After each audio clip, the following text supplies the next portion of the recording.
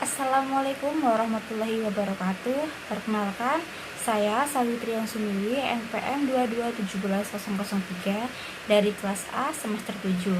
Saya di sini akan menjelaskan sedikit mengenai intubasi endotrakeal. Langsung mulai saja ya. Intubasi endotrakeal.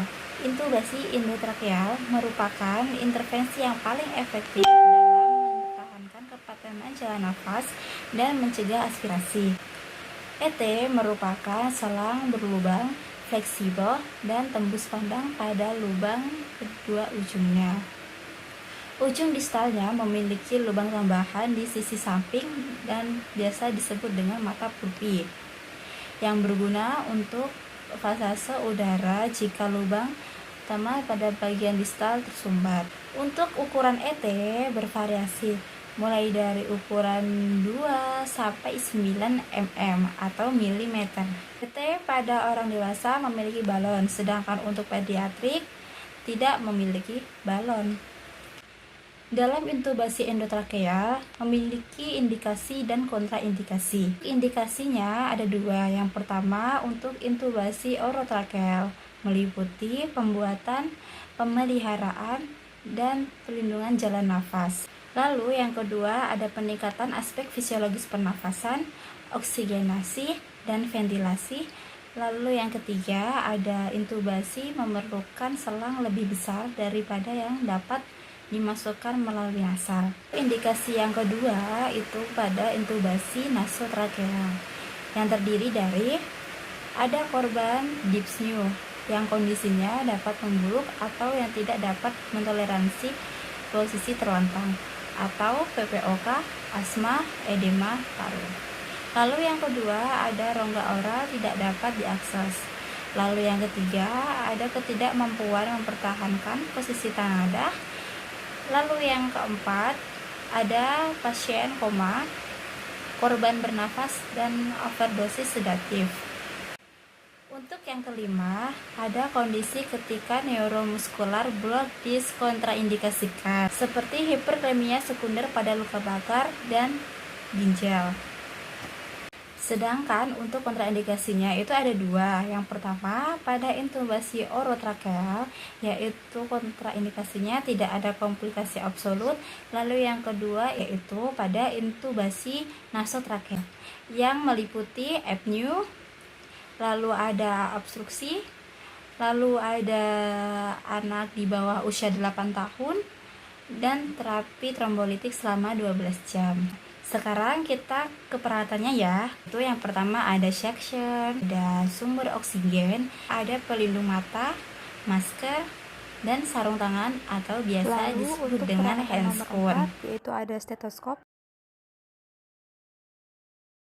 Lalu yang kelima ada monitor, yang keenam ada agen neuromuscular block, yang ketujuh ada agen sedasi dan induksi, dan yang kedelapan ada kit trichotomy, bedah jika intubasi itu gagal.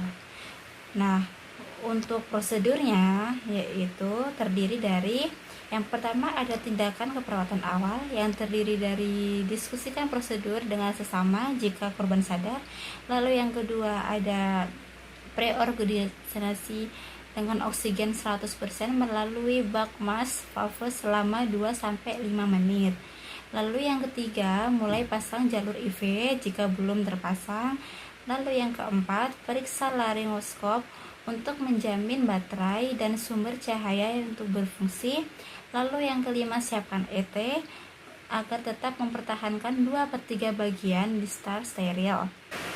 Lalu yang keenam, periksa kepatenan balon ET dan balon luar. Lalu yang ketujuh, masukkan stilet lunak ke dalam selang ET. Lalu yang kedelapan, lumasi distal ET dengan jeli atau menggunakan pelumas. Lalu yang kesembilan, periksa kewaspadaan universal seperti masker, sarung tangan, dan pelindung mata. Lalu yang ke-10, atur posisi pasien dengan tepat. Posisinya yaitu tengadah dan kepala berada di atas dengan menggunakan lipatan handuk.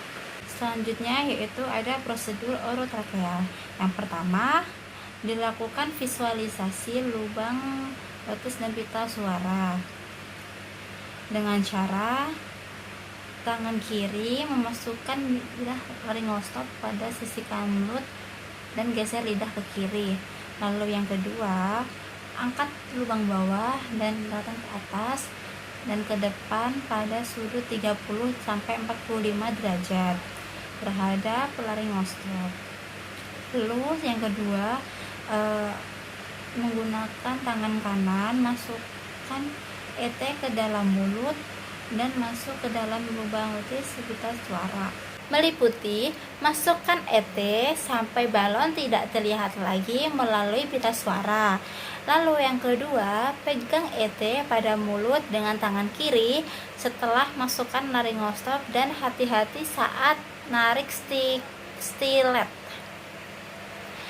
Lalu yang ketiga, kembangkan balon dengan speed 10 cc, gunakan udara secukupnya atau gunakan endotest. Lalu yang keempat, jika dalam ET terdapat adanya sekret, darah maupun cairan, maka lakukan suction dengan cara hiperinflasi sebelum suction. Lalu yang kedua, hidupkan mesin suction dan atur dengan tekanan 60-80 mmHg. Lalu yang ketiga, gunakan sarung tangan steril. Dan yang keempat, hubungkan kateter suction dengan terang penghubung mesin suction. Lalu yang kelima, masukkan dengan tangan dominan kateter suction ke dalam selang ETT. Lalu yang keenam, tarik kateter 2-3 cm. Lalu yang ketujuh, seluruh rangkaian mulai rangkaian masuk dan keluar masukkan selang kateter tidak boleh melebihi 30 detik. Lalu yang ke-18, kateter menggunakan Aquades. Lalu untuk poin kelima yaitu periksa penempatan ET. Yang pertama, auskultasi bunyi nafas yang kedua, perhatikan keduanya ada pengabutan pada ET. Lalu yang ketiga, perhatikan kesimetrisan pergerakan dada naik turun bilateral. Lalu yang keempat, auskultasi pediastrik. Yang keenam, kaji apakah terjadi perbaikan oksigen dan ventilasi. Dan yang terakhir, perhatikan pengembangan adekuat paru sambil memberi ventilasi pada pasien. Lalu yang terakhir, ada hal-hal yang perlu diperhatikan. Yang pertama, isap orofaring pada ET sesuai kebutuhan. Lalu yang kedua, kaji ulang status ventilasi. Lalu yang ketiga, kaji adanya gangguan oksigenasi. Lalu yang keempat, selalu mempersiapkan intervensi jika intubasi gagal. Lalu untuk komplikasinya itu terdiri dari dua, yaitu ada aspirasi dan trauma jalan nafas. Sekian penjelasan mengenai intubasi endotrakeal. Jika ada salah kata dari materi yang saya paparkan, saya mohon maaf. Dan wabillahi taufiq wal hidayah. Wassalamualaikum warahmatullahi wabarakatuh.